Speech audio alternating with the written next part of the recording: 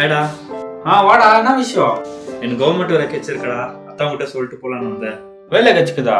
ஓ, government வேலையா? ரொம்ப சந்தோஷம்பா. உன் கவர்மெண்ட் வேலை கிடைச்சி இருக்குது. வா உள்ள வா, உட்கார் வா. ஸ்வீட் எடுத்துக்கோங்க. டேய், ஈவினிங் வந்துடுறா, ஃப்ரெண்ட்ஸ்க்கெல்லாம் பார்ட்டி அரேஞ்ச் பண்ணிக்கிறேன்.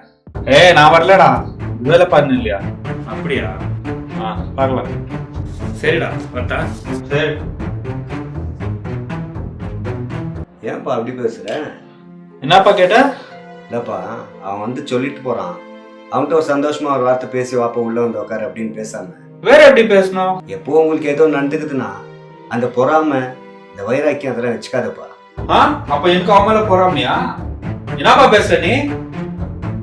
கவர்மெண்ட் வேலை கிடைச்சிக்குதுன்னா எப்படி கிடைக்கும்?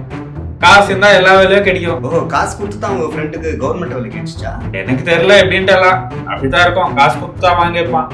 எதுக்கு தெரியுமாப்பா அப்படி பேசிட்டு இருக்கிற?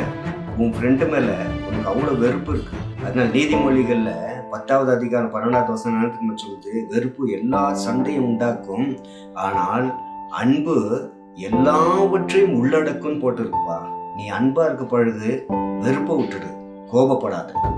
உனக்கு சொன்னா புரியாது. அவளா ஒண்ணுமே இல்ல, முன்னாடி என் டேலண்ட் முன்னாடி அவனுக்கு போயிட்டு கவர்மெண்ட் வேலை கிடைச்சிக்குது. நானு வேதத்துல என்ன சொல்லுது?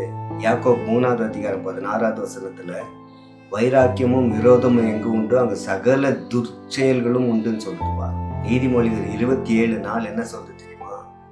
கோபம் கொடூரமானது, கோபம் மிக பெரியது, ஆனால் பொறாமைக்கு முன்னால் யார் நிற்க முடியும் என்று வேதம் சொல்லுதுப்பா. அதனால சொல்றேன், கோபப்படாத, நான் பொறாமப்படாத.